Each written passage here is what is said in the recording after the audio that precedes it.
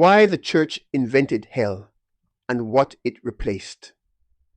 Hell has a birthday. It was not always there.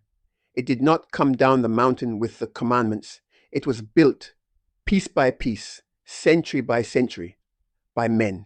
And when you see when it was built and why, the fear it planted in you starts to come loose. I am not going to ask you to believe me. I am going to show you the record. Here is the first thing to see. Open the oldest scriptures, the Hebrew Bible, the books your faith calls the Old Testament, and look for hell. It is not there. The word you find is Sheol, and Sheol is not a furnace. It is the grave, the quiet place. Everyone goes there, kings and slaves, the righteous and the wicked, all together. No fire, no screaming, no devil with a ledger. For thousands of years, the people who wrote those books buried their dead without a single verse about eternal torture. Sit with that. Here is the second thing. The word that became hell in your translation, Gehenna, is not another world. It is an address. Gehenna is the valley of Hinnom, a real ravine outside the walls of Jerusalem, a place with a terrible history, a place of fire and refuse and shame, but a place you could walk to it. You could walk home from it. Translation flattened a place name into a torture chamber. That is not revelation. That is an editing choice. And here is the third thing, the timeline, the lake of fire, the eternal torment, the geography of the damned. That architecture arrives late.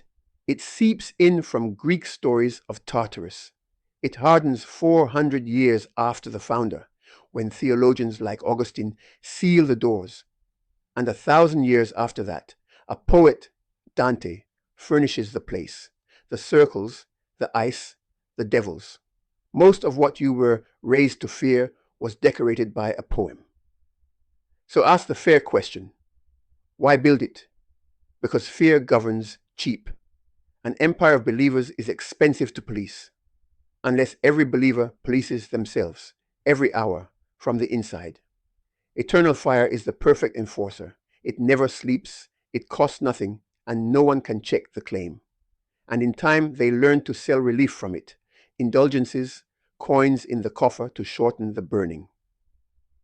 When a doctrine produces obedience at scale and revenue on top, you are allowed to ask who benefits. That is not blasphemy. That is bookkeeping. Now hear this clearly, because this is not an attack. The people who taught you hell were not lying to you. They were taught it too, younger than you were and more afraid.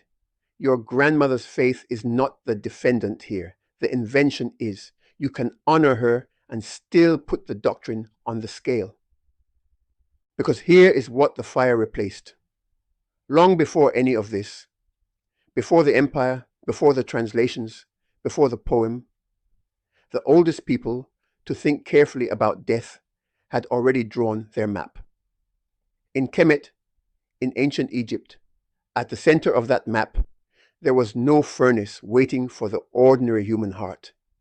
There was a scale, the heart on one side, a single feather on the other, ma'at, truth, balance, right proportion. The question was never, how much do you deserve to burn? The question was, is your heart light enough to be true? A fire is a threat. A scale is a measurement. And a measurement is something you can work with now, while you breathe. So here is the tool. Take the fear itself, the one that was placed in you young, and set it on the scale. Is it true? You have now seen the record. The fire has a construction date and a contractor. Is it mine? You did not choose this fear. It was installed before you could weigh anything. What is installed can be examined. Is it the right size? Should the word of a 4th century committee and a 13th century poem govern your peace tonight? Will it last? Truth does not need to be re-terrorized into every generation. Only inventions need that. Each honest answer takes weight off the heart. That is the lightning. That is Ma'at returning.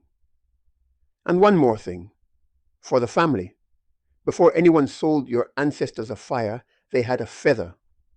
The scale is older than the fear. It belongs to you the way your own name was always supposed to, by root, not by receipt.